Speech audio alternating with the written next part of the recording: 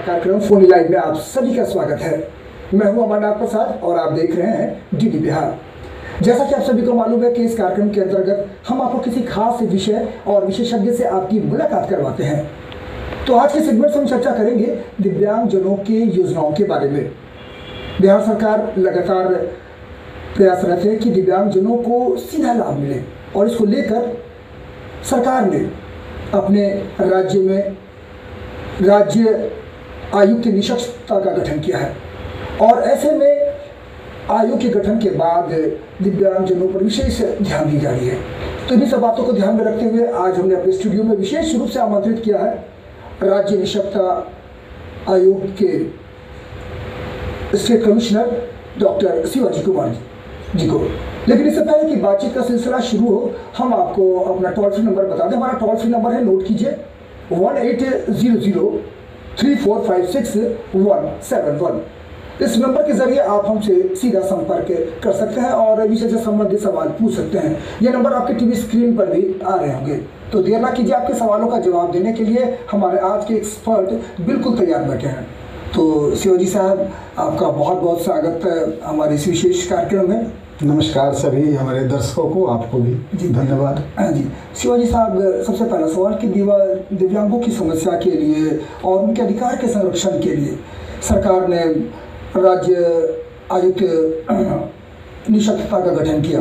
तो इसके गठन के बाद अपने राज्य में इसकी क्या प्रगति है? ये पहले दिव्यांगजन अधिकार अधिनियम 2016 आया, उससे पहले हमारे समान अवसर अधिकार अधिनियम 1995 थे। तो भारत ने 2007 में UNCRPD United nation convention of rights of person with disability signature किया और अपने पार्लियामेंट में उसको रेक्टिफाई भी किया। तो भारत की बाध्यता थी कि एक कानून बनाया जाए, क्योंकि पूरी दुनिया में ये महसूस किया जाने लगा कि दिव्यांगों की स्थिति अच्छी नहीं है।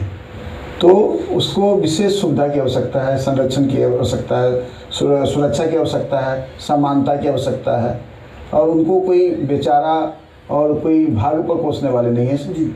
तो उसके लिए भारत में भी एक कानून बना जो 28 दिसंबर 2016 में महामहिम राष्ट्रपति के द्वारा हस्ताक्षर करने के बाद कानून का स्वरूप दिया और अप्रैल 2017 से ये पूरे भारत में प्रभावी हो गया। बिहार सरकार ने भी उस जो दिव्यांगजन अधिकार अधिनियम 2016 थी उसके अनुरूप अपनी जो है स्टेट जो है पॉलिसी रूल्स बनाए।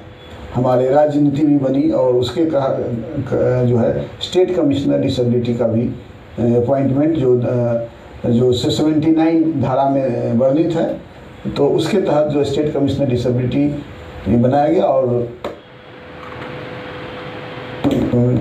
और मुझे सिलेक्शन हुआ। जब से मैं वहाँ बना हूँ, लगातार अपने जन हैं उनके अधिकारों के लिए लगातार हम बिहार सरकार काम कर रही है।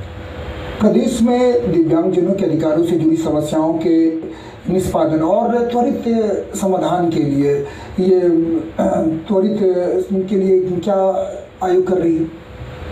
ये दिव्यांगजन अधिकार अधिनियम की 102 धाराएं हैं और पहले तो बता दूं कि पहले जो था वो मात्र 7 तरह के दिव्यांगता को भारत सरकार ने कानूनी दर्जा प्राप्त किया। अब 21 प्रकार की दिव्यांगता है और एक्चुअली बिहार में 93% जो दिव्यांगजन है वो गाँव में रहते हैं। तो एक बड़ी आबादी गाँव में है। तो गाँव में बहुत लोग को ये भी मालूम नहीं है कि वो दिव्यांगता के श्रेणी में है। तो सबसे पहले मैं दर्शकों को बता दूं कि आप लोग ये जरूर जानिए कि 21 प्रकार की दिव्यांगता को भारत सरकार ने कानूनी दर्जा प्राप्त किया, जिसमें पहले लोकोमोटर डिसएबिलिटी, चलने फिरने में जो दिक्कत है वो एक तरह का दिव्यांगता है। दूसरा है मस्कुलर डिस्ट्रोफी, मांसपेशीय दुर्विकास हो जाते हैं।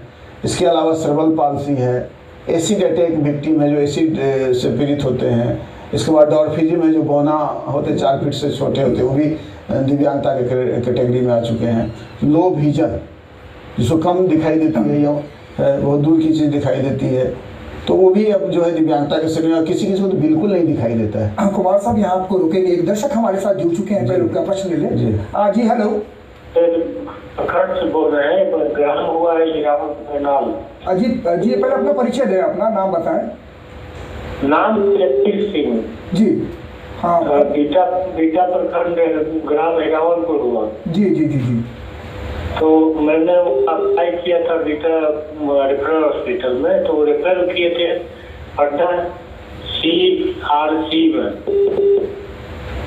तो वहाँ पर हम राती को हम मरीज को ले गए, लेकिन वहाँ जितना लिखना चाहिए था वो नहीं, 25% लिखे थे।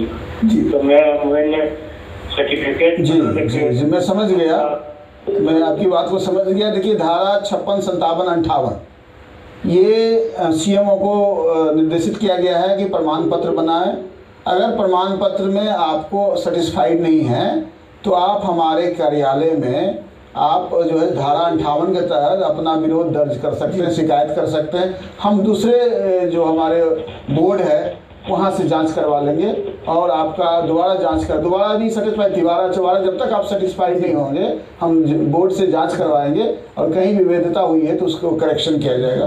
तो इसके लिए कुमार साहब, ऐसा देखा जाता है, इसी सवाल को हम आगे बढ़ाते हुए ये सवाल होगा हमारा कि ऐसा हमेशा देखा जाता है कि दिव्यांगजन को अपने सर्टिफिकेट प्राप्त करने के लिए जो है अस्पतालों के लंबे दिनों तक जो चक्कर लगाने पड़ते हैं, तो इसके सरलीकरण को लेकर जो प्रक्रिया होगी हम चाहेंगे हमारे दर्शकों को बताएं। जी बहुत अच्छा क्वेश्चन किया। और आपको बता दें, हमारे आने से पहले दिव्यांगता प्रमाण पत्र एक बड़ा समस्या होता था। हमने हर एक प्रखंडों में जाके हर एक PSC में सर्टिफिकेट का बनाने का प्रक्रिया बिहार सरकार ने प्रारंभ करवाया है और गाइडलाइंस को बनाया है, जिसमें हमारे समाज कल्याण विभाग और स्वास्थ्य विभाग के द्वारा हम लोगों ने ज्वाइंट सर्कुलर जारी किया है कि पैरा मेडिकल स्टाफ भी उसको मदद करेंगे।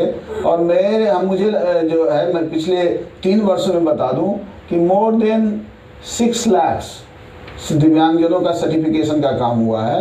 तो हम लोग खुद कैंप लगाते हैं और मोबाइल थेरेपी वैन है, वो गांव-गांव जाकर आज भी चल रहे हैं। UDID के कार्यक्रम प्रोग्राम चल रहे हैं, ऑनलाइन भी जो सर्टिफिकेशन का काम हो रहा है। अगर दिव्यांगजन को अगर सर्टिफिकेट में आप कुछ नहीं घर बैठे रहें, आप ऑनलाइन जो है आवेदन कर सकते हैं UDID। जी आपको फिर यहाँ पर रुकूंगा, एक हमारे दर्शक एक और जुड़ चुके हैं, उनका फोन ले लें। हेलो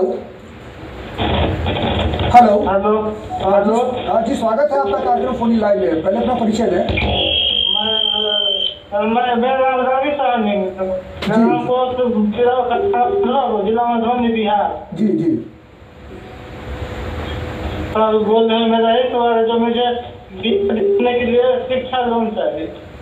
जी जी मैं समझ गया। शिक्षा लोन चाहिए तो आपको DRCC जिला निबंधन एवं परामर्श केंद्र प्रत्येक जिले में है, जहां पढ़ाई लिखाई से संबंधित जो लोन होता है आप एक तो वहां ले सकते हैं। दूसरा आप अपने निकटतम जो बैंक है वहाँ से भी आप एजुकेशन लोन ले सकते हैं। एजुकेशन लोन लेने की क्या आवश्यकता है जब भारत सरकार का स्कीम है स्कॉलरशिप का। जी आप स्कॉलरशिप जहाँ पढ़ रहे हैं अपने पोर्टल पर अपने कर दीजिए, स्कॉलरशिप भी आपको मिलता है।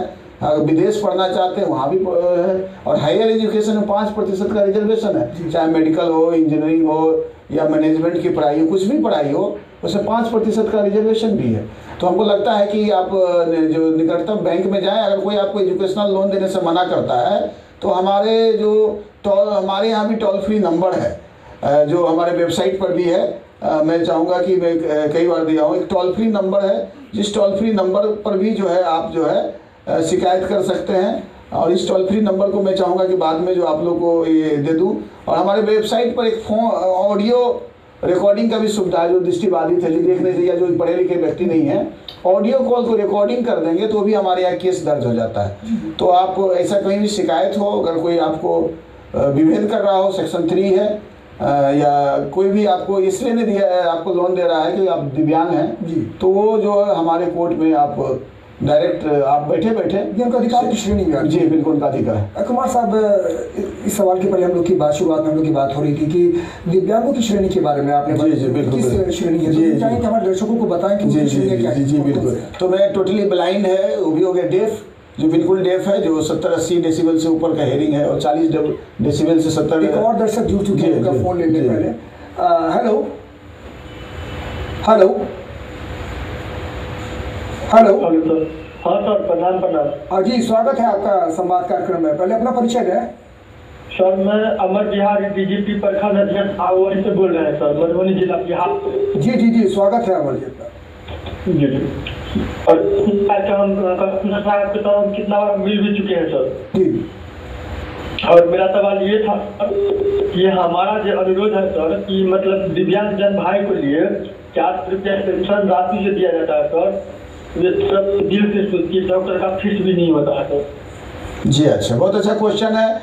देखिए, मेरा ये मानना है 400 रुपये कम है, लेकिन मैं सरकार आपके लिए आर्थिक रूप से उन्नयन और सशक्तिकरण के लिए बहुत सारी योजनाएं चला रही है, तो उसका भी दे 400 रुपया से ज़्यादा भी बढ़ाने की प्रक्रिया चली। लेकिन मेरा कहना है कि आप जिस गांव में हैं, जहां है, अपने उसको ज़्यादा से मैं अभी बता रहा था कि हम लोग इस पर काम कर रहे हैं कि 2030 आते आते बिहार के अंतिम से अंतिम व्यक्ति मिनिमम 30,000 रुपया महीना कमाए। उसके लिए हम लोग काम कर रहे हैं। आपका जीविका से मालूम है कि जीविका का ग्रुप बना, SHG ग्रुप बन चुका है। आपने मात्र 4 से 5 दिव्यांगजन ग्रुप बना सकते हैं, उसमें कोई एज का लिमिट नहीं है। दूसरी बात है, जो हमारा जो मनरेगा का जॉब कार्ड है, जो 100 दिन का काम आप जॉब लीजिए, और ये कोई डिनाइल नहीं कर सकता कि आप दिव्यांग हैं तो आपको काम नहीं देंगे। आप काम ले, 100 दिन का काम 19,400 रुपया आपको कम से कम मिल जाएगा स्वरोजगार के लिए। और जितने भी आपके ग्राम पंचायत में जितने विभाग हैं, अगर आपको भूमिहीन है तो आपको 5 डिसमिल जमीन दिया जाएगा। अगर आपको आवास नहीं है, आप आवास के लिए मांग कर सकते हैं। आपको मान लीजिए कोई रोजगार नहीं तो रोजगार हो गया, आप पशुपालन करना चाहते हैं या कोई भी आप अपने उन्नयन के लिए, कुछ आर्थिक उन्नयन के लिए काम करना चाहते हैं तो वहाँ भी काम कर सकते। दूसरी मैं बता दूं कि जो गाँव सब में जो ठेकेदारी चलती है, आप जो बड़ी महत्वपूर्ण बात है, मैंने बिहार पहला राज्य है, मेरे आने के बाद मैंने एक नोटिफिकेशन जारी किया है कि प्राइवेट सेक्टर जहाँ 20 आदमी से ज़्यादा लोग काम करते हैं, वहाँ एक दिव्यांग व्यक्ति को भी रखना है। तो आपके आसपास देखिए कहीं भी मिक्स लोग काम करते हैं, बिचौलियों का हस्तक्षेप ना हो, उसको लेकर भी तो आयोग बिल्कुल सतर्क होगी। बिल्कुल, बहुत ऐसे लोगों को हम लोगों पर कार्रवाई किए हैं। और सबसे बड़ी बात है कि मेरा नंबर ऑलरेडी जो एक ही नंबर में रखता हूँ जो है, वो सभी दिव्यांगजनों के पास है। दर्शकों को बिल्कुल सबको मालूम है। मैं बता दूं, लगभग मेरा नंबर है 9431015499 94-310-15-499। ये नंबर हमारे लगभग दिव्यांग लोगों के पास है और पब्लिक में भी है, वेबसाइट पर भी उपलब्ध है। आप सर्च भी करेंगे तो आप कहीं भी कुछ होता है मैसेज करें, व्हाट्सएप करें। और मैं एक और दर्शक जुड़ चुके हैं, फोन ले लें। हेलो, तो मेरा नाम संजीव है, मधुबनी से बोल रहा हूँ। हाँ जी संजीव जी, अपना सवाल रखें। सर, मेरे दादाजी को दिखाई नहीं देता, तो कोई ऐसा ऑप्शन है कि ऑनलाइन जो दिव्यांग सर्टिफिकेट है वो डाउनलोड या बनवा सके, मतलब किस तरीके से? और सर दूसरा एक और सवाल है कि जैसे कोई ग्रीवांस रजिस्टर्ड करना होगा, किसी अगेंस्ट से कोई तंग करता है, परेशान करता है, तो उसके लिए कौन सा पोर्टल है या कोई टोल फ्री नंबर? ये बिल्कुल बहुत अच्छा महत्वपूर्ण है। मैंने आपको बताया कि आप खाली अगर गूगल चलाना जानते हैं तो आप खाली साउंड ऑन कर दें, स्टेट कमिश्नर डिसेबिलिटी, हमारा scdisability.org वेबसाइट है। वेबसाइट में जैसे खुलेगा वहाँ देखिएगा 2 तरीके से ऑनलाइन कंप्लेन की भी है, ई-कोर्ट में आप डायरेक्ट कंप्लेन कर सकते हैं। दूसरा है कि हमारा टोल फ्री नंबर है जिसमें आप ऑडियो रिकॉर्डिंग कर सकते हैं।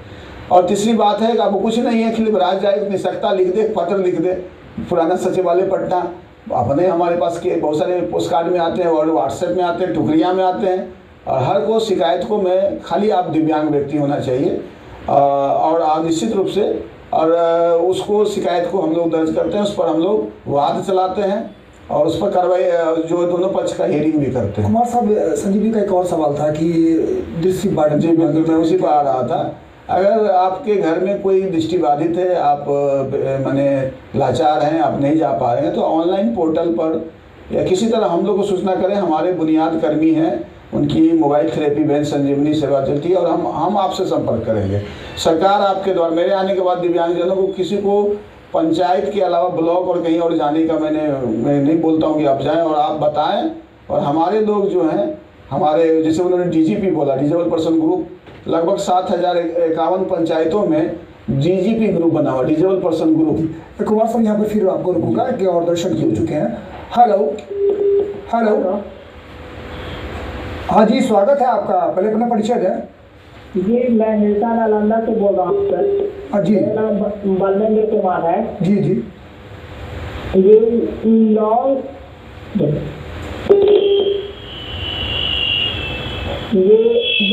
मोह बलादी क्या बोलता है, जो लॉन्ग वाला जो विकलांग लोग का रोजगार के लिए आता है सर, उसका सिस्टम प्रोसेस क्या है?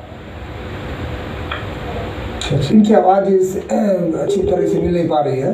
हालांकि ये शायद लगता है लोन के बारे में। लोन के लिए देखिए, मैं बोला हूँ कि आप कुछ व्यवसाय करें, सिंपल लोन के लिए आप लोग चले जाते हैं, लेकिन आप क्या लोन चाहते हैं? बैंक वाले को लगता है कि हमारा पैसा वापस कर पाएगा कि नहीं पर। मुख्यमंत्री निःशक्त स्वरोजगार ऋण योजना है।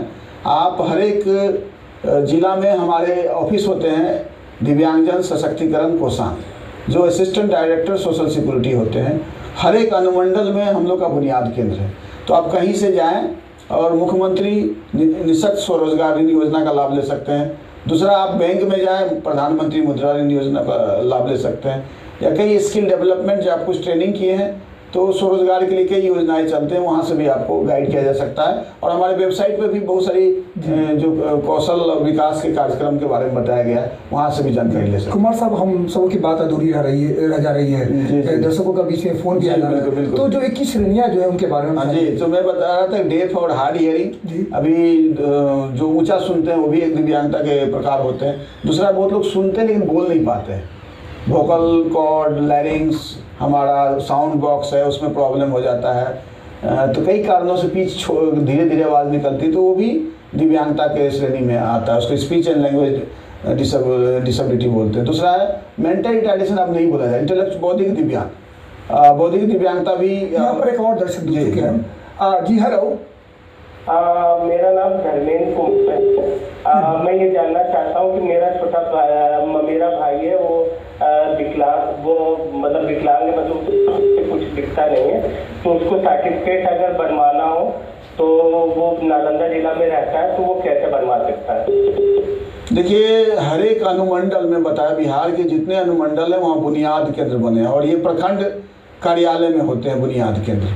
तो आप वहाँ जाएंगे, वहाँ हमारे बुनियाद कर्मी हैं, उन बताएंगे, वो आपको सर्टिफिकेट। दूसरा, मैंने बोला कि UDID गूगल में सर्च करेंगे, स्वावलंबन कार्ड .gov.org या UDID आप सर्च करें, वहाँ पर ऑनलाइन आवेदन की प्रक्रिया होती है। आप ऑनलाइन आवेदन देंगे तो आपका पेंडिंग रहेगा और हमारा काम रहेगा जब तक पेंडिंग नहीं है, जब आपका सर्टिफिकेट नहीं बन जाए। तो इसलिए सरकार ने वो भी योजना। दूसरा है कि आप हर एक PSC में, जहाँ प्राथमिक स्वास्थ्य केंद्र है, वहाँ पर भी सप्ताह में एक दिन जो है सर्टिफिकेशन का काम होता है। कुमार साहब, त्वरित समाधान के लिए दिव्यांगों के लिए मुख्यतः 3 माध्यम है। एक तो डाक विभाग, दूसरा ये कि व्यक्तिगत रूप से उसकी भागीदारी, और तीसरा ये कि आप इसके द्वारा, आप ईमेल के द्वारा जो है। तो अगर मान लीजिए कि कोई ईमेल से काफ़ी दूर है, उनके पास ईमेल उपलब्ध नहीं है, तो ऐसे में ध्वनि रिकॉर्ड कंप्लेंट के जरिए जो है वो आप इसके समाधान निकाला जा सकता है। तो इसकी प्रक्रिया क्या है? आप वो कहीं भी अपना रिकॉर्ड कर लें जी, और हमारे व्हाट्सएप पर भेज दें, ईमेल में भेज दें, किसी माध्यम से हमारे तक पहुंचाने का प्रयास करें, तो हम लोग उस ध्वनि रिकॉर्ड पर भी हम वो इसको संज्ञान लेते हैं। और हमारे पास एक वीडियो रिकॉर्डिंग सिस्टम है कि अगर वेबसाइट में जाएंगे और जहाँ पर जो घटना घटी है, अगर वहाँ क्लिक करेंगे तो लोकेशन वगैरह सब कुछ वो ले लेता है। तो आप टोल फ्री नंबर पर जहाँ से फ़ोन करेंगे उस सारा डिटेल हमारे पास आ जाए, कहाँ से किए, कौन है, तो वो आप उस तरह का इस्तेमाल करें। तो निश्चित रूप से आप कोई किसी भी तरह अगर थोड़ा मोड़ा भी आप सक्रिय हैं या किसी और को भी बोल सकते हैं, किसी और के माध्यम से भी अपनी शिकायतें रख सकते हैं। एक और दर्शक हमारे साथ जुड़ चुके हैं, उनका फ़ोन ले लें। हेलो। हाँ, नमस्ते सर जी। हाँ, नमस्ते, अपना परिचय दें, स्वागत है आपका हमारे संवाद कार्यक्रम में। सर, मेरा नाम सरफराज आलम है, जो सुपौल जिला से बोल रहे हैं, हम लोगों का। जी जी जी, हाँ सरफराज साहब, सवाल रखें अपना। सर, मेरा ये है जो पेंशन सर मुझे नहीं मिल, 2016 में ही जो सत्ता वाला जो आवेदन किए थे, स्वीकृति हो गया, फिर भी मुझे नहीं मिल रहा सर। अच्छा, सही बात है। देखिए, हमारे वेबसाइट पर जाइएगा तो एक लिंक है, आपको पेंशन नहीं मिल रहा है